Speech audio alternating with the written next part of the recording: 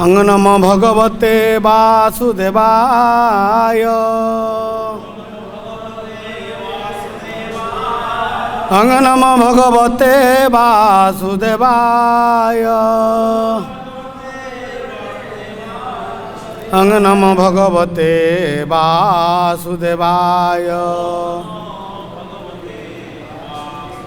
नारायणं नमस्कृत्यं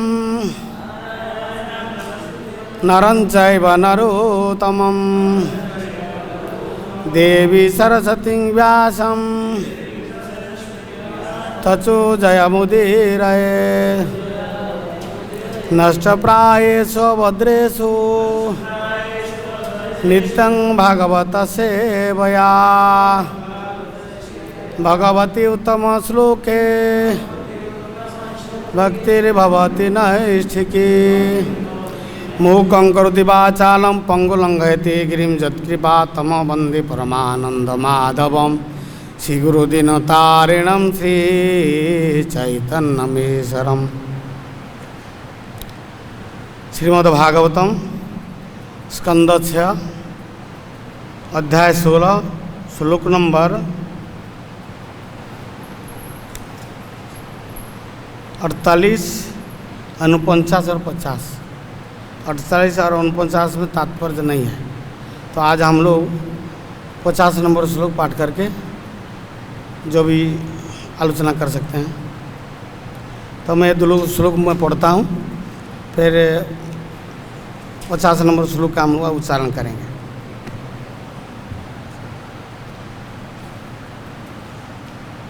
जबै समानु विशुश्रूजस्रसन्ति ये चिकित्समाने मनु चितयौ च कान्ति। भूमण्डल सर्पयायन्ति जस्य मूर्धिन तस्य नाम भगवतस्तु सहस्रमूर्धन। हे भगवान, आपकी चेष्टा से ही भगवान ब्रह्मा, इंद्र तथा दृश्य जगत के अन्य अधीक्षक अपने कार्य में निरत हो जाते हैं। हे ईश्वर, आपके द्वारा भौतिक शक्ति को देखे जाने पर ही इंद्रियां देखी जाती हैं। अनंत भगवान समस्त ब्रह्मांड को अपने सर पर सरसों के बीज के समान धारण किए रहते हैं। वे सहस्र फण वाले परम पुरुष से आपके सादर नमस्कार करता हूँ। श्लोक नंबर 49। संस्कृते भगवान भवन अनंतस्तम भासत विद्याधरपति प्रीत चित्रकेतु कुरुदः। सुखदेव गोस्वामी ने आगे कहा, हे कुरुवंश में श्रेष्ठ महाराज परीक्षित, विद्याधर के राजा चित्रकेतु द्वारा की गई स्तुति से अत्यधिक प्रसन्न होकर भगवान अनंत देव ने इस प्रकार उत्तर दिया।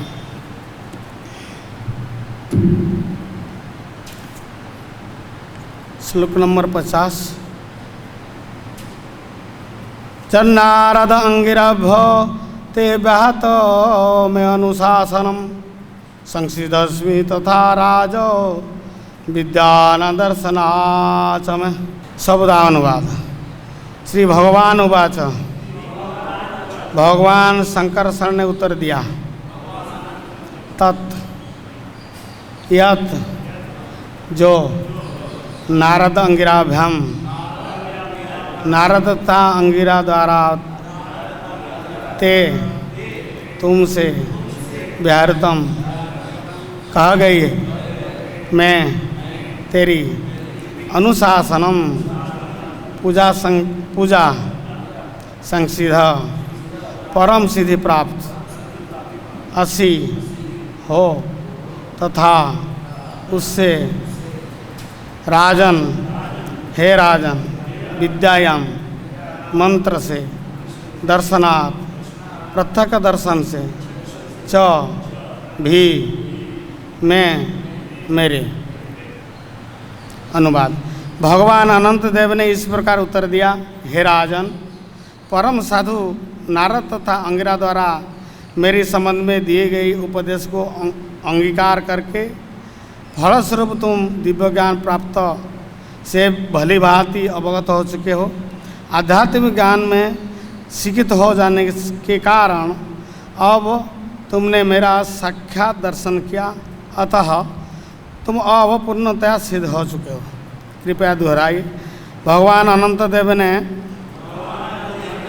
इस प्रकार उत्तर दिया, हे राजन, परम साधु नारद तथा अंगिरा द्वारा मेरी संबंध में दिए गए उपदेश को अंगीकार करने के फलस्वरूप तुम दिव्य ज्ञान से भले भांति अवगत हो चुके हो।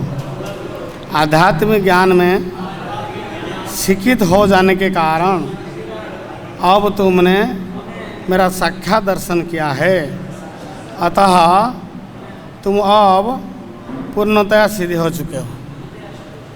तात्पर्य, जीवन की सिद्धि इसमें कि आध्यात्मिक शिक्षा द्वारा ईश्वर के अस्तित्व तथा ईश्वर द्वारा इस प्रकार के सृजन, पालन एवं संहार की क्रिया को समझा पा जाए। पूर्ण ज्ञान होने पर नारद तथा अंगिरा एवं उनकी शिष्य परंपरा के सदस्यों को संगति द्वारा ईश्वर की प्राप्ति प्रेम विकसित किया जा सकता है। तब मनुष्य भगवान अनंत का साक्षात दर्शन कर सकता है। तथापि हे ईश्वर अनंत, किंतु अहित के दयावश वे भक्त दिखाई दे पड़ती हैं। अपनी वर्तमान बद्ध जीवन के कारण न तो हम ईश्वर को देख सकते हैं न जान सकते हैं। अतः श्री कृष्ण नामादि नमोभित ग्रामजय में इंद्रिय सेवन मुख्य ही जिहादव स्वयं स्मृत। अपनी सांसारिक कलुषित इंद्रियों के द्वारा कोई भी श्री कृष्ण के नाम, रूप, गुण तथा लीलाओं की दिव्य स्वरूप को नहीं समझा सकता।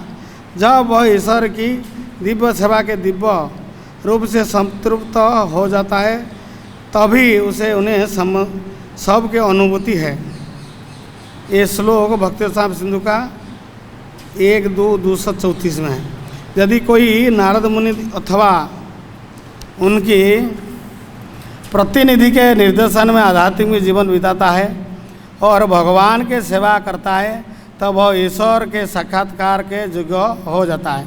ब्रह्म संहिता में 5:38 में का कथन है कि प्रेमांजन छुरित भक्ति बुलिचन संत सदैव हृदयसु विलोकयन्ति जम श्याम सुंदर मचिंत गुणस्वरूपम गोविंदमादि पुरुषम तमहम भजामि।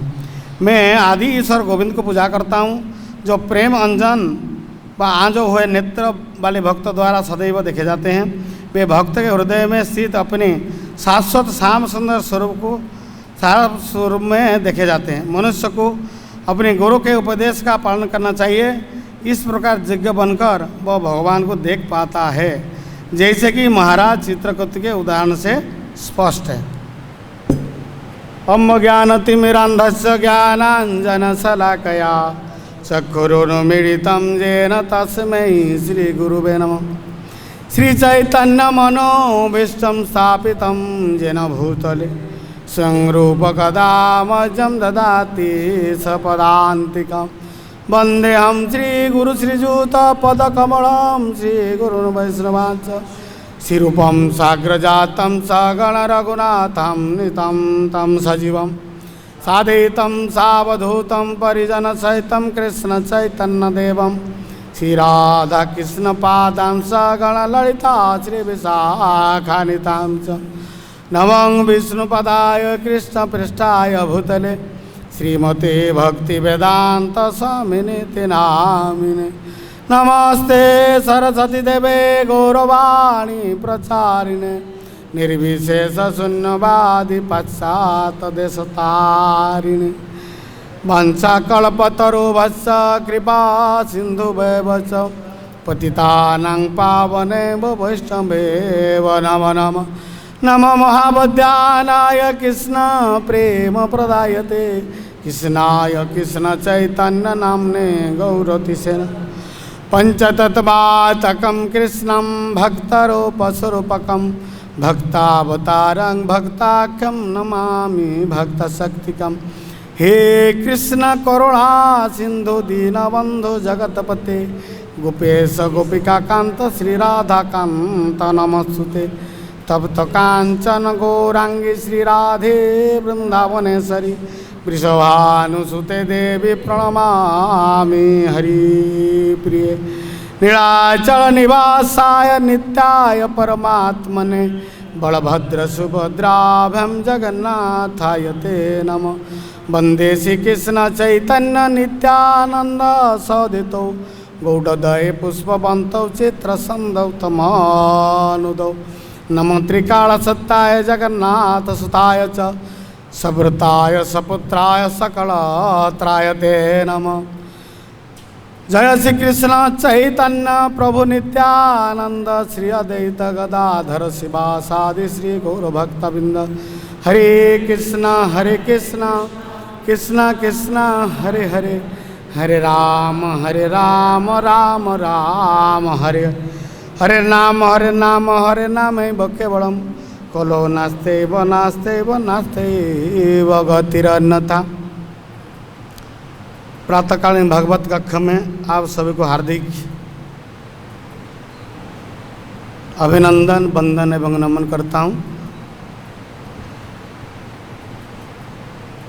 ये जो शीर्षक आपका चल रहा है राजा चित्रकेतु के परमेश्वर से भेंट, ये बहुत लंबी समय से बहुत वरिष्ठ भक्तों से आप श्रवण करते आ रहा है। तो इसमें भगवान का साक्षात भी भक्त का भेंट हुआ है। और आज जो 50 नंबर श्लोक में भगवान चित्रकेतु महाराज को बहुत सुंदर ढंग से सरल भाव से, जो कि हम हृदय में धारण कर सकते हैं, उसी भाव से उन्होंने उपदेश दिए हैं। क्योंकि हमारे परम पूज्य राधा गोविंद महाराज बता रहे थे कि जो बहुत बड़े प्रसंग को सार अल्प समय में जो श्रोता एवं वक्ता को हृदयंगम हो सकता है, ऐसे ही ढंग से जो प्रस्तुत किया जाता है उसको वाग्मिता कहा जाता है। चैतन्य चैतामृत में एक श्लोक कोड हुआ है।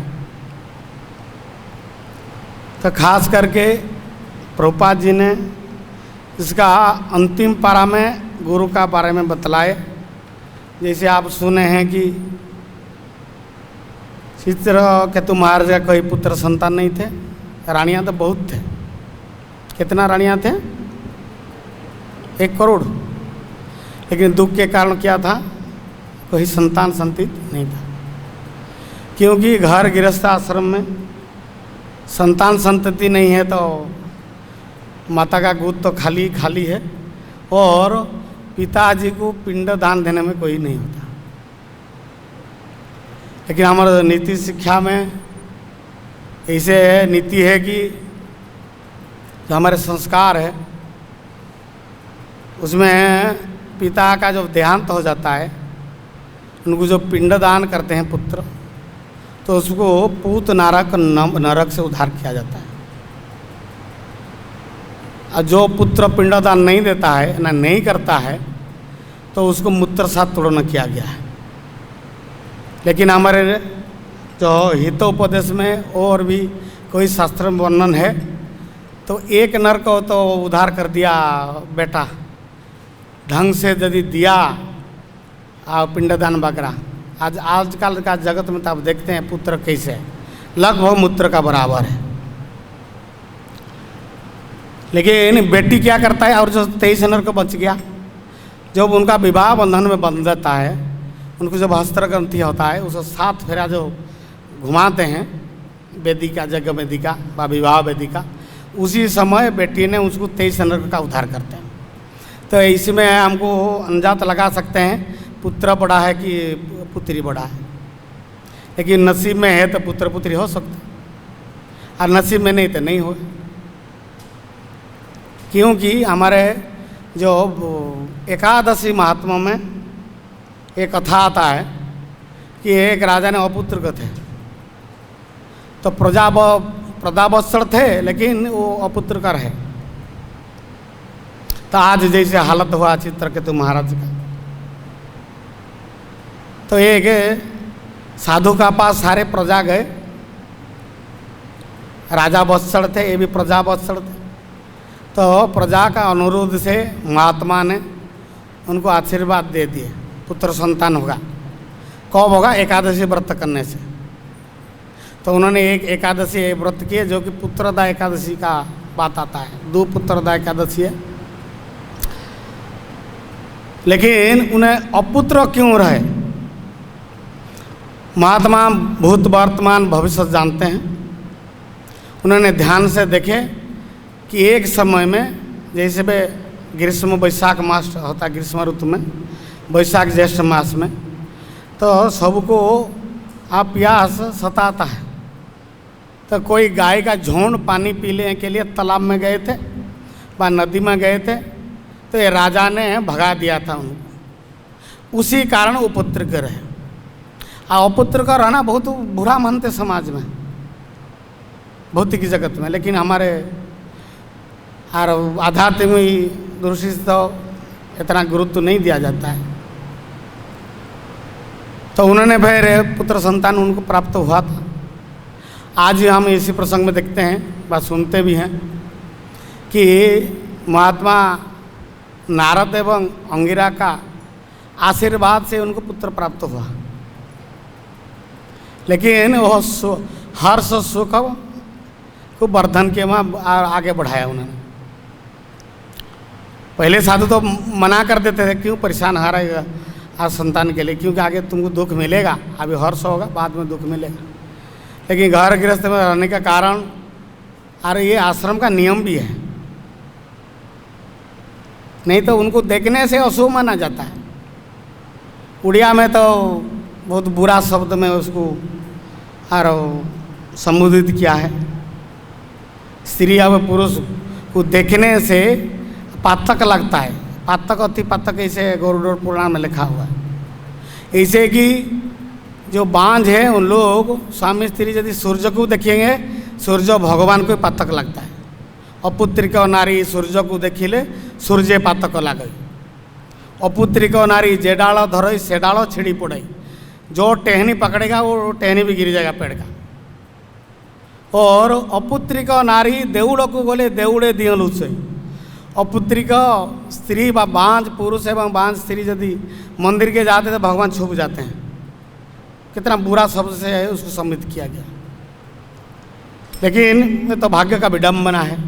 और ब्रह्मवैवर्त तो पुराण में लिखा हुआ कि जो पूर्व जन्म में, पिछले जन्म में उन्हें लोहा चोरी किए है वो अपुत्रिका रहेंगे। जिसका चश्मा लगता है वो पहले ग्रंथ से चोरी किए हैं। जिन्होंने मिठाई नहीं दे के खाया उसको बात रोग होता है। जो गाय को सताया बेचा उसको उदर रोग होगा। आप देख लेना, वो गरुड़ पुराण में सब लिखा है। तो जो भी हो, आज जो प्रसंग है प्रभुपाद यहाँ पर बताते हैं कि जैसे नारद मुनि एवं अंगिरा मुनि का निर्देश से उन्होंने बतलाए थे, उसी हिसाब से इन्होंने भजन को अपनाया। इसलिए अनंत शेष बात संकर्षण उनको दर्शन दिए।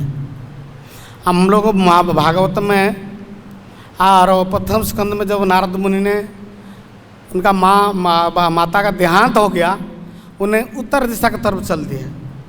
क्योंकि अभी जो चतुर्मास चल रहा है उसी समय का घटना था। वो चतुर्कुमार ने वहाँ आए थे एवं उनका माता ये भी सेवा किया करते थे। अब सुने हैं कि नारद मुनि बहुत शांत शिष्ट थे, कोई नटखट नहीं थे। माता भी सेवा किया करते थे और नारद मुनि भी सेवा करते थे। और उनका जो अवशिष्ट उच्छिष्ट उनको मिलता था। क्योंकि साधन में हमको आगे बढ़ने के लिए 3 चीज़ का जरूरी है। भक्त पद धूलियार, भक्त पद जल, भक्त भुक्त शेष, ही 3 साधन है बोल। भक्त का पद जल व चरणामृत एवं भक्त का चरण का धूलि एवं भक्त भुक्त शेष, यही साधन है बोल। भगवान को जो भोग लगा जाता है उसमें प्रसाद हो जाता है। फिर कोई भक्त सेवन करता है तो महाप्रसाद होता है।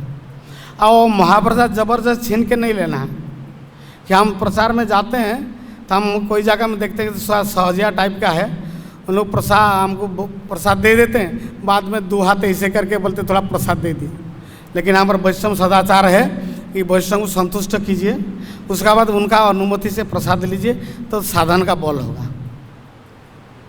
कोई महत का जब तक अभिषेक नहीं हुआ उनका पद धूलि से अब आगे बढ़ नहीं सकते। ये रघुगण प्रसंग में भक्त का पद जल चरणामृत जब तक आप ग्रहण नहीं किया कि वह सिर में नहीं धारण किया तब तक तो उद्धार होने का कोई प्रश्न ही नहीं होता।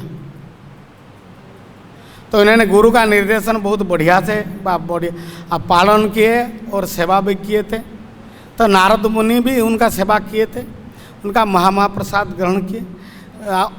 ऐसे समय आया कि माता का सर्प दंशन से शरीर छूट गया तो उन्होंने बहुत खुश हुए।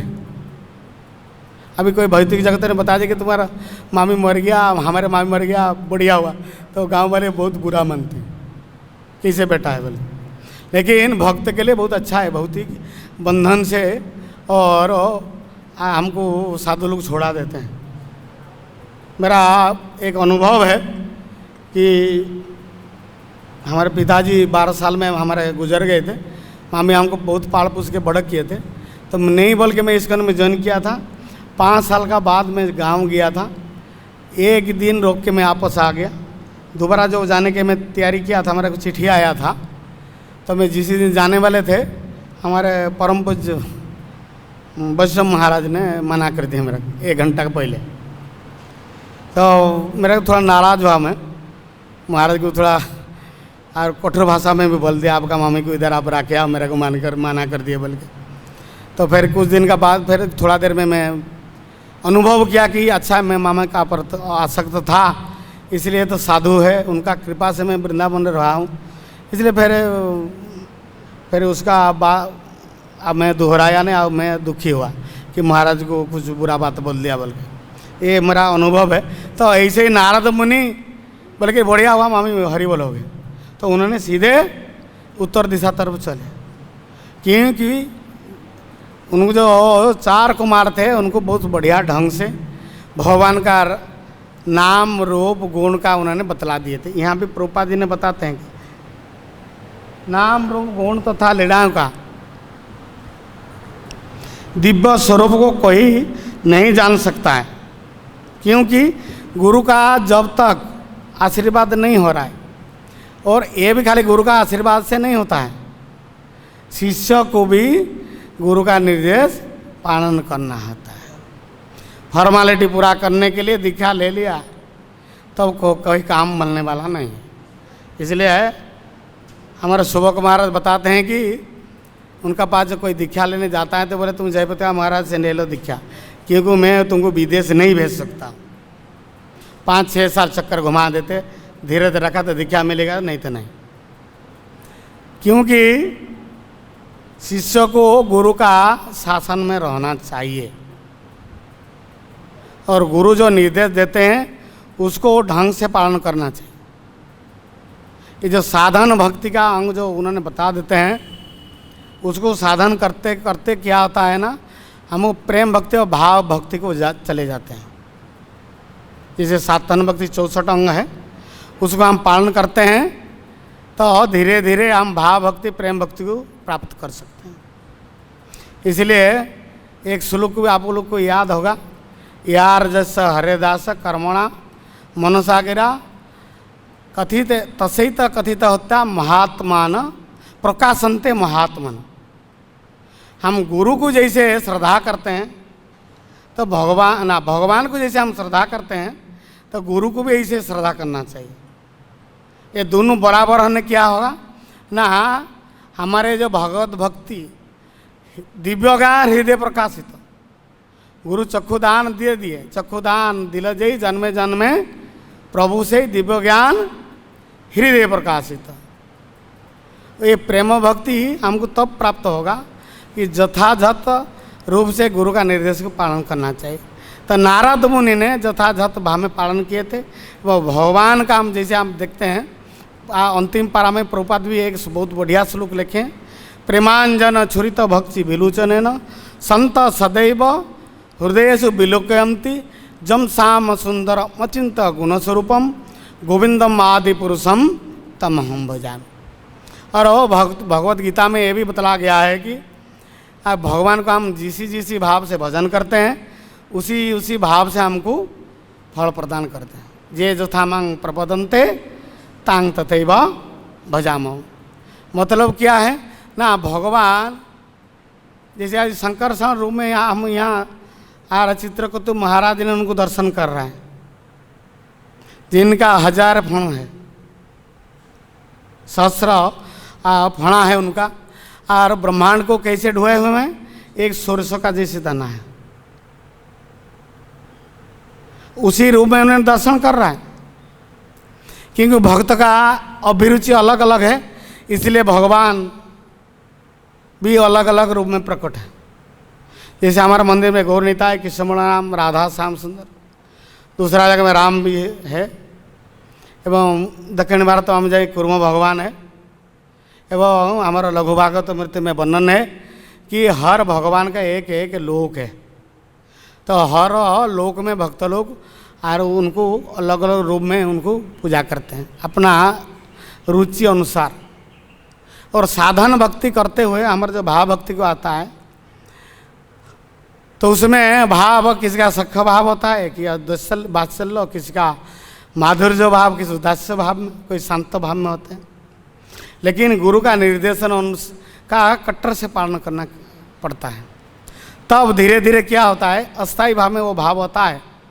मैं एक भक्त को पूछा था कि आप मंदिर में जब आते हो गौर निताई कैसे देखते हो, तो उन्होंने बोले कि कभी कभी मैं उसको प्रभु रूप में देखता हूँ, कभी मित्र रूप में देखता हूँ, कभी कभी वात्सल्य भाव में आता। किस समय राम को वो एक ही उत्तर दिया, राधा श्याम को ऐसे उत्तर। तब मेरे को पता चला कि अभी भक्त अब भाव भक्ति को आया नहीं, अभी साधन भक्ति में है, अभी साधन भक्ति नया भक्त है, इसलिए उनका जो भाव है स्थायी रूप में नहीं है, वो बदलता रहता है हर वक्त। और जब हम भाव भक्ति को आते हैं तो जो सखाव हमें कोई है तो कृष्ण राम को प्यार करेगा, उससे दोस्ती कर लेगा।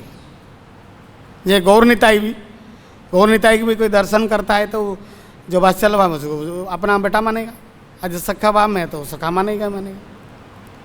और राधा श्याम सुंदर कोई जी श्रृंगार रस का है तो जम श्याम सुंदर अवचिंत गुण स्वरूपम गोविंदम आदि पुरुषम तमह भजामि, जो कि और आदि रस है, श्रेष्ठ रस है। ये श्रृंगार रस भाव में जो आएगा, सखी भाव में, मंजरी भाव में। तो नारद मुनि को जो उपदेश दे दिए थे चतुर कुमार, उसी भाव से उन्हें ध्यान करते हुए चल दिए। तो भगवान एक पलक के लिए उनको दर्शन दिए थे, तो उन्होंने फिर गदगद हो गए, अष्टसात्विक विकार हुआ उनका, रोमांच कंपास तरंग भाजो। और प्रसाद सेवन का पहले भी हम लोग एक मंत्र बोलते, सबको याद होगा, से अन्नामृत पाओ राधा कृष्ण गुण होगा प्रेम डाको श्री। देखिए हम लोग कितना गुणगान कर रहा है, क्योंकि निंदा करना तो निंदा है और चटनी का जैसे है। चटनी का नाम सुनते ही अब जीभ में पानी आ जाता है। ऐसे कोई भक्त का निंदा करने के लिए हमारे जीभ में इसे तुरंत था, हम एक कुछ बोला तो वो बढ़ा चढ़ा कर और आगे बोलेगा। लेकिन वैष्णव अपराध को सावधान होना चाहिए। लेकिन सही अन्नामृतों पर राधा कृष्ण गुणों गाओ, ये नहीं होता है, क्योंकि हमारा भगवत बुद्धि प्रसाद को भगवत बुद्धि नहीं है। ये मिर्चा नहीं हुआ, ये लवण नहीं है, ये अच्छा ज़्यादा मसाला कर दिया। हम थोड़ी बीमार ना है, जो डायबिटीज़ वाला है उनके लिए बैल चाहिए ना, हमको तो चटपटी चाहिए। तो हमारे भगवत बुद्धि नहीं हो रहा, क्योंकि कि महाप्रसादे गोविंदे नाम ब्रह्मणि वैष्णव, ये चार जो है वो बराबर है। इसलिए जगन्नाथ दारू ब्रह्म है कि नहीं, तो वे से अन्न ब्रह्म भी है, और द्रव्य ब्रह्म है गंगा माता। जो भी हो, तो नारद मुनि ने एक झलक के लिए दर्शन किए, फिर भगवान अपना स्वरूप के हटा दिए। थोड़ा भगवान का ये है कि भक्तों को थोड़ा विश्वास दिला दिए, थोड़ा चकमा दे दिए। बाद में उन्होंने प्रयास किए, ले हुआ नहीं, तो आकाशवाणी वहाँ पे असंभव है। तो आज हम देखते हैं कि शंकर शरण को साक्षात आर चित्रकेतु महाराज ने दर्शन किए। जैसे ध्रुव महाराज ने छोटे से नन्हा लल्ला और सौतली माता उनको थोड़ा फटकार दिया, वो सीधे माता को पूछ दिए कि भगवान कहाँ रहते हैं। तो उन्होंने बोले, माता बोल दिए कि सुरुचि ना, ये सुरुचि तो फटकारे सुनी थी, बोले कि और जंगल में रहते हैं। तो कौन से जंगल में, कौन से वन में, 12 वन का था उसको पता ही नहीं था। तो उन्हें सीधे रात में बाहर आ गए। नारद मुनि ने फिर बीच में आ गए, क्योंकि जब तक हमारा दीक्षा नहीं हो रहा है, कोई सदगुरु का सद वैष्णव का चरणाश्रय नहीं हो रहा है, तब तक हमको भक्ति का कोई शुरुआत भी नहीं होता है। इसलिए भक्ति रसामृत सिंधु में आदौ आओ पादाश्रय, उसका बाद दीक्षा और शिक्षादि आगे चलता है। तो नारद मुनि में फिर चेला को थोड़ा परीक्षा ले लिया। इसलिए उसी परंपरा अनुसार हमारे इस कन में भी कुछ दिन रुका देते हैं। 6 महीना के बाद उन्होंने पादाश्रय ले सकते हैं, फिर आगे जाके दीक्षा भी हो जाएगा। दोनों को परीक्षा करेंगे, क्योंकि उड़िया भाषा में एक कहावत है, गुरु करो जान के, हिंदी में भी इसको बताते हैं, और पानी पियो छान के। नहीं तो क्या होगा, अब अंधा गुरु को पकड़ लिए तो वो गड्ढा में भी, आप भी गड्ढा में, दोनों समाधि हो गया। हमारे पुण्यचांद प्रभुपाद का शिष्य उन्होंने बताते हैं कि पापी गुरु और लोभी चेला दोनों नरक में ठेला में ठेला, दोनों फिर वहीं भोजन करेंगे, कीर्तन के जो भी हो। ठेला में ठेला मतलब भोजन नहीं होता है, वो जातना दिया जाता है, जमदूत तो सताएंगे वहाँ। तो इसीलिए हमको ये शिक्षा से मिलता है क्या ना, गुरु महाराज का जो दिया हुआ जो निर्देश है, हमारे पूर्वपाद जो निर्देश दिए हैं उनको यथाजत रूप से पालन करना चाहिए। आज अंगिरा और नारद मुनि का निर्देश से आज क्या हुआ ना, और वो चित्रकेतु महाराज भगवान का दर्शन हो गया। तो भगवान ने उनको सीधे से बात कर रहे हैं। और ध्रुव महाराज को नारद मुनि जो बोले कि तुम छोटे से नन्ना हो, अभी क्यों नाराज होके जा रहे हो, अभी खेलने कूदने का समय है। तो उन्होंने सीधे उनको जवाब दे दे बढ़िया से, बोले आप कोई ईमेल एड्रेस आईडी के बाद मोबाइल नंबर नहीं दे सकता भगवान का, तो आप हटिए। तो नारद मुनि बोले यार ये तो पक्का चला है, कटर है, छोटा से लाला है, लेकिन जवाब में तो बहुत पक्का है, क्योंकि देखिए कि ये चला वो मेरा बात मान सकता है, क्योंकि उनको भुला रहे थे नारद मुनि। तो अब खेलने कूदने का उम्र है, चले जाओ, तुम्हारा सौतेली माता तुमको गोद में बैठा के कितना लाड़ प्यार किया है, और कितना तो टाटी पिसा भी कर दिया, तो पूछ के साफ सुथरा करके तो आपको वो लाड़ प्यार किए, आज थोड़ा से बात डांट दिए तो तुम नाराज़ हो गया। तो जवाब दे दिए नारद मुनि को, तो आप भगवान का रास्ता नहीं दिखा सकते तो मेरा को रास्ता छोड़ दीजिए। तो नारद मुनि बोले वो तो पका चला है, तो उनको मंत्र प्रदान कर दिया, और मंत्र को बहुत सही ढंग से उन्होंने जप किया। 6 महीने में भगवान का दर्शन, भगवान जब दर्शन दे दिए उनको, तो बोले ध्रुव महाराज कुछ मांगिए, क्योंकि उन्होंने बोले कि नहीं मेरे को कुछ ज़रूर नहीं है, न धनम न जनम न सुंदरी कवितांग व जगदीश काम होए, मम जन्मनि जन्मनेश्वर भवतात भक्ति। ये चैतन्य महाप्रभु बोले कि बोला ध्रुव महाराज क्या बोले, मैं तो कांच का टुकड़ा ढूंढने आया था, मेरे को हीरा का टुकड़ा मिल गया, हमारे कुछ ज़रूर नहीं है। क्योंकि उनका सौतेली माता गोद से उसको खींच के उतार दिए थे, फटकारे थे, मेरे तुम राजा का गोद में बैठना है तो मेरा कोख में मेरा पेट में तुमको जन्म लेना पड़ेगा, नहीं तो असंभव है। वो बात बहुत बुरा लगा था, क्यों, वो क्षत्रिय था, उसका शरीर में क्षत्रिय का रक्त प्रभाव हो रहा था नन्ना से लड़का 5 साल का, लेकिन बात बहुत सीरियस लिया, बहुत गुरुत्वपूर्ण ये विचार है, इसे हमको होना चाहिए।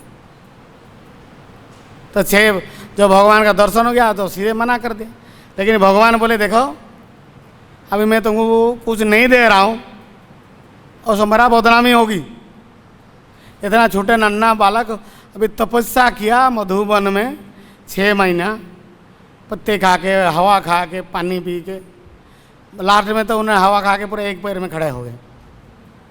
ये 14 ब्रह्मांड कंपने लगा, सबका सांस प्रसाद हो गया, सब लोग को फिर परेशान हो गए भगवान के पास। भगवान नहीं जानते थे परमात्मा रूप में भगवान हर प्राणी का अंदर में है, और अणु परमाणु में भी है।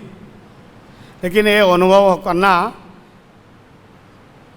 इतना आसानी नहीं है, क्योंकि हम काम, क्रोध, लोभ, मोह, मद, मात्सर्य, 6 प्रकार जो शत्रु है, ये शत्रु से हम घेरे हुए हैं। और नरोत्तम दास ठाकुर ने बोले कि ये शत्रु को आप छोड़ सकते नहीं, हटा भी नहीं सकते हैं, ये शरीर से उत्प्रोत भाव में जड़ित हुए हैं, अब अंतिम तक रहेंगे। लेकिन उनका एक उपाय है, उनको काम में लगा सकते हो। काम कृष्ण कर्मार्पणे, क्रोध भक्त देशी जने, लोभ सागु संगे हरि कथा, मद कृष्ण गुण गाने, ये उपाय है। तो जो भी हो तो उसका उपाय भी है। और मत्सरता को हटाना बहुत मुश्किल होता, उसका लक्षण हम कैसे पता करें? जैसे मान लो मेरा पास एप्पल का मोबाइल है, आपका पास जियो का है। जियो का दाम कितना है? 1,500 रुपया। एप्पल का 25,000 से 40,000 80,000 भी है। तो आप मेरा को सीधे नहीं बात कर सकते, आप दूसरे से बोलोगे अरे बहुत बड़ा वीआईपी है यार, हाँ बात बढ़िया तो ढंग से आपने बोला, लेकिन आपका अंदर मात्सरता है। ये मात्सरता अलग, दूसरा का भला देखने से आप सह नहीं सकते। भक्ति पुरुषोत्तम महाराज बताए थे कि कभी कभी हम नया अच्छा धोती मिल जाता है, कभी मोबाइल मिल जाता है, कुछ भी सामान मिल जाता है, तो हमको रहा नहीं जाता है। खास करे माता बुरा मानने नहीं, उन लोग को थोड़ा दिखाने का शौक भी होता है। प्रभु जी को लोग को भी, क्योंकि प्रभु जी बहुत बढ़िया प्रेस करके पूरा आगे पीछे ऊपर नीचे थोड़ा देखे देते हैं, क्योंकि पूरे दूसरा को भी दिखाना है ना। तो उसी समय कोई देख लिया तो बुरा हाल कर देते हैं। मेरा एक लीड़ा याद है, हमारे यहाँ मोटका फुड़ा लीड़ा होता है। हमारे एक भक्त थे, बहुत बढ़िया सिल्क का कपड़ा, धोती चादर पूरा बढ़िया टलन प्रेस करके लेके आए थे। और उनको क्या किया भक्त लोग, उनका अंदर भी मात्सरता रहता है, तो उनको क्या किया वो जो बोले कि अरे आज बहुत बढ़िया प्रेस करके आया है, उसको फंसाते आज उसका धोती को खराब करेंगे। उनको क्या दिया मालूम है? हानि का तोड़ने के लिए दी थी। तो हानि तोड़ दिया, पूरा बेचारा का प्रेस का धोती पूरा हरी बोलोगे। हम भक्त बन जाए गया, ये तो फॉर्मेलिटी के लिए, लेकिन अंदर तो बैठा हुआ था। सार्वभौम पर बोल रहे थे कि ये शत्रु का डर से तो हम जंगल में आ जाते हैं साधु बनने के लिए, लेकिन अंदर का शत्रु तो अंदर बैठा हुआ है, काम क्रोध लोभ मोह मात्सर्य। दूसरा अच्छा देखने से जो सह नहीं सकता वो मात्सर्य है उनका अंदर, और मात्सर्य बहुत बड़ा शत्रु है। भक्ति रसामृत सिंध में और भी हमारे रूप गोस्वामी बताते हैं कि भुक्ति मुक्ति स्प्रिया जावत पिशाची हृदय वर्तते। भोग करने का प्रवृत्ति जब तक रहेगा, इच्छा जब तक रहेगा, वासना जब तक रहेगा, ये पिशाची जैसे ही है, वो खा लेगा आपका भक्ति को। इसलिए भक्त लोग को बहुत सावधान रहना चाहिए। आप एक गुरु शिष्य का प्रसंग भी सुने होंगे। गुरु शिष्य जा रहे थे और घोड़े में गुरुजी बैठ गए और चला पीछे पीछे चल रहे थे। तो उन्होंने बोले कि घोड़े का ऊपर से जो भी गिरेगा ले लेना है। तो फिर कुछ देर का बाद कुछ लूटा कमड़ गिर गया, फिर चला ने उठा लिया। फिर कुछ देर का बाद फिर घोड़े ने टॉयलेट किया, उसको भी उठा लिया। ये गुरु जी बोले हैं, गुरु जी का निर्देश पालन करना है, बहुत गुरुत्वपूर्ण विषय है। तो उन्होंने पहले नाराज हो गए गुरु जी, क्योंकि शिष्य बुड़बक था, उपस्थिति बुद्धि नहीं था उनका, कौन सी चीज़ उठाना कौन सी चीज़ नहीं, ये भी हमको ध्यान रखना चाहिए। तो गुरु जी ने एक लिस्ट बना दी A to Z, 1 2 3 करके नंबर मार्किंग कर दिए। उसमें बहुत मज़ेदार बात है, गुरु जी का नाम लिखे नहीं। खुद जाने का बाद ये और ड्रेन नहर आया तो घोड़ा ने उस जंप लगा दिया, लांग गया, तो गुरु जी गिर गए। जितना लूटा कमल था उसमें टॉयलेट नहीं किए थे, उसे पहले टॉयलेट किए थे। आज लूटा कमल सब बैटिंग में तो सब गिर गया। आजकल तो मर्सिडीज और इनोवा प्लेन भी रही है, उससे हम लोग यात्रा करते हैं, गुरु जी लोग भी प्रचार के लिए जाते हैं। अभी गुरु जी गिर गए तो सब उठाया, गुरु जी को उठाया नहीं। बोले ऊपर नाराज हो गए गुरु जी, अरे मूर्ख तुम क्या किया? बोला गुरु जी लिस्ट में तो आपका नंबर नहीं है। लगभग हम लोग को ऐसे ही शिष्य है, इसीलिए हम लोग को वो ध्यान से ढंग से विचार करना चाहिए। शास्त्र में ये भी है कि एकादशी में फल मूल जल गुड़ गुरु वाक्य और औषध दवाई ले सकते हैं। कोई मुख्य उद्देश्य के लिए गुरु महाराज बता सकते हैं कि आज चावल खाओ, चपाती खाओ, उस समय हम चावल भी खा सकते हैं, अपना मन मानी से नहीं। ऐसे कोई घटना है, अभी टाइम तो होने वाला है, तो आप समझ लीजिए कि हम कौन से गुरु हैं।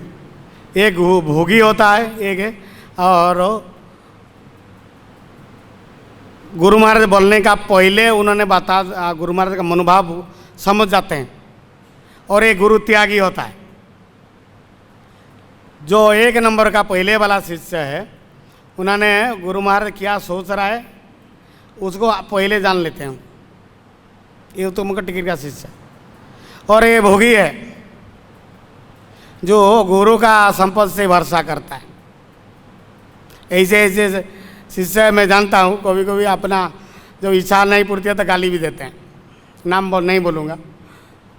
और एक त्यागी शिष्य होता है, गुरु बोलने भी सुनेगा नहीं और करेगा भी नहीं, तो गुरु त्यागी होता है। और भागवत में और एक बहुत बड़ा प्रसंग है जो कि ब्रह्मचारी के लिए भी वो काम में आता है। आप लोगों को श्लोक याद होगा, मात्रा सूत्रा द्विसभा बीते आसने में बा बड़वान इंद्रिय ग्राम विद्यानमोपि कर सती। तो व्यासदेव ने बोलते जा रहे थे और जयमनी जी लेके रहे थे। ये श्लोक जब आया तो अपना डट पेन में लेखनी रख दिए जयमनी जी ने, कि वो पहले डट पेन नहीं था, लेखनी था लोहे का, तालपत्र में लिखते थे। हमारे याद है, इसे इधर और काली है, यहाँ से चुबा चुबा के लिखते थे। तो कंडीशन था कि व्यासदेव नॉन स्टॉप बोलेंगे, रुकेंगे नहीं। जयमनी जी ने, गणेश जी का अवतार है, उन्होंने बोले मैं भी नॉन स्टॉप लिखूँगा, रुकूँगा नहीं। ये श्लोक जब आया, ये श्लोक है क्या ना, मात्रा माता एवं सास दो ही तरह अपना बेटी, इन लोग का साथ एकांत में छोटा जगह में कभी भी महात्मा लोग को नहीं बैठना चाहिए, पिताजी लोग को नहीं बैठना चाहिए, उनका भाई बड़े भाई को भी नहीं बैठना चाहिए। क्यों? बलवान इंद्रिय ग्राम विद्यानम अपि कर सती। आज व्यासदेव गुरु है, जयमनी शिष्य है, तो लेके डट पेन रख दिए। तो व्यासदेव बोले लिखो, बोला नहीं लिखूँगा, क्योंकि ना विद्वान लोग कभी चक्कर में नहीं आते। तो तुरंत व्यासदेव ने क्या किया, अपना भेष बदला दिए। क्यों? सत्या भेष अवतार ना भगवान का। एक सुंदर से और सुंदरी नारी हो गए, ब्यूटीफुल वोमेन हो गए। डमरू जैसे उनका और कट्टी कमर था, बहुत छोटे था, और सिंह जैसे, शेर का जैसे उनका और नितंब था, और ओरज भी शेर का जैसे था। और उन्होंने बहुत पतला वस्त्र, पतली वस्त्र पहने हुए थे। अभी जैसे श्रावण महीना है, ऐसे पूरा बारिश आ गया, आंधी तूफान आ गया। तो व्यासदेव ने जहाँ पर जयमनी जी ने ठहरे हुए हैं वहाँ आ गए, ब्रह्मचर्य आश्रम है ना। तो उनका सारे के सारे चेहरा उन्होंने अपना वीडियो कैमरा में कैद कर लिया। और व्यासदेव बोले कि बाबा यहाँ पर हमको थोड़ा रहने की जगह मिलेगा? बोला नहीं नहीं नहीं, नो एंट्री, ये ब्रह्मचर्य आश्रम है, यहाँ नहीं सह रख सकते। और फिर मैं अकेले हुए, क्योंकि ब्रह्मचारी के लिए एक दूसरा भक्त आवश्यक है। मना तो कर दिया, लेकिन माता भी कम नहीं थे, क्योंकि तो व्यासदेव थी ना, जो बाबा को बोले अरे शास्त्र में तो वर्णन है कि माता को, गाय को, बूढ़े लोग को, महात्मा लोग को आश्रय देते हैं, शास्त्र में सुना हूँ। तो भाई बाबा पिघल गया जयमनी जी ने। तो बोले ठीक है, बगल का कुटिया में रुक जाओ, लेकिन मैं भी जो बुलाऊंगा तो आप खोलना नहीं दरवाजा। लेकिन उनका जो चेहरा शकल देखे थे, एक भीगे हुआ था शरीर, चेस्ट वेस्ट सब देखे हुए थे, उनको नींद नहीं आ रहा था। पूरा कंप्यूटर चालू होता था। तो उन्होंने दरवाज़ा खटखटाया, बोले खोलिए। बोला कौन? बोला नहीं खोलने के लिए माला किया है। बोला नहीं मैं अपना जयमनी बोल रहा हूँ। अरे नहीं आप तो बताए थे कि मेरे को खोलने की मना की। तो उन्होंने कोई काम का आवेश से अपने छात फोड़ दिए, अंदर डाल आ गए और व्यास देव को उन्होंने गोद में बैठा लिए। ब्रह्मचार्य को कोई अनुभव तो ज्ञान नहीं है, जो घर गृहस्थ में जिन लोगों है वो मानभंजन किए होंगे उनको अवश्य याद होगा। तो अपना बांधव का अभी मनाने लगे चाटुपर का बात से। कुछ देर का बाद उन्होंने किए, बात करते करते और काम का आवेग और ज़्यादा बढ़ गया। सार्वभौम प्रभु बोल रहे थे एक बार उर्वशी का पूर्वा उर्वशी प्रसंग में, काम जब सवार होता है उसमें ज्ञान ध्यान सर्ज बीर्ज सब हो जाता, क्योंकि उनका अनुभव होगा, क्योंकि वो जो एक गृहस्थ है। तो आज क्या किए ना, जयमिनी जी ने एक गाल में चुमा मार दिए, व्यासदेव को मार दिए, जो अपना स्वरूप हटा दिए। और चुमा कहाँ मारे थे? पक्का दाढ़ी में मारे थे। एक भक्त ने बोला मुद्निनांग मत्ती ब्रह्म बोल के बताए थे, तो चुमा मार दिए, किस कर दिए, दब पका हुआ दाढ़ी में मार दिए। बोले गुरुजी तुम बता रहे थे ना विद्वान लोगों का मति ब्रह्म नहीं होता है। नहीं गुरुजी मैं अभी बिल्कुल आप जो बोलेंगे हमें करें। तो ये प्रसंग से हम लोग जानकारी होता है कि गुरुजी से कभी हम जिद नहीं करना चाहिए। गुरु जो बोल रहे हैं हमारे हित के लिए बोल रहे हैं, कोई फटकार रहा है तो हमारे हित के लिए। तो उनका निर्देश अनुसार हम प्राप्त कर सकते हैं, भगवान को दर्शन कर सकते हैं, यदि हमारे ऐसे श्रद्धा भगवान से जैसे है और गुरु से भी ऐसे। एक अंतिम पारा में प्रभुपाद लिखते हैं कि प्रेमांजन चरित भक्ति विलोचन संत सदैव हृदय विलोक्यंती जम श्याम सुंदर अचिंत गुण स्वरूपम। तो हम दीक्षा भी लिया, ब्राह्मण दीक्षा लिया, पता नहीं सन्यासी के बारे में तो मेरे को जानकारी नहीं है। तो आप लोग को कभी जप करने समय कभी सपनों में क्या भगवान साक्षात दर्शन, ऐसे तो साक्षात दर्शन है श्याम सुंदर गौरनीता की संबलराम है, लेकिन ये कनिष्ठ स्तर के भक्त के लिए विग्रह में ही आओ भगवान दर्शन करना। उत्तम भक्त का भी है, सभी लोग का विग्रह था, लेकिन ये इतना आसानी नहीं है। तो हमारे प्रेम रूप का अंजन व काजल हम यदि लगाएंगे आँख में तो भगवान को हमेशा देख सकते हैं। ये संभव है। ये प्रेमांजन व प्रेम का अंजन कौन लगा सकते हैं? सदगुरुदेव। अब हम भी उनका निर्देशन पालन करेंगे। तो आज जैसे अनंत देव को उन्होंने शंकरशरण को दर्शन किए और भगवान से बात हो रहा है, एवं ध्रुव महाराज भी बात किए। नारद मुनि को दर्शन हुआ लेकिन बात नहीं कर पाए, लेकिन परवर्ती जन्म में उन्हें नारद मुनि बने तो भगवान को लगभग और बिना वीसा पासपोर्ट में जाते हैं वैकुंठ में दर्शन कर सकते हैं। इसलिए हम लोग को साधना भक्ति को कड़ा से पालन करना और आगे जाके फिर हमेशा श्याम सुंदर को हम दर्शन कर सकते हैं। हरे कृष्ण। कोई टीका टिप्पणी प्रश्न है तो बता सकते हैं। प्रसाद का टाइम भी हो रहा है।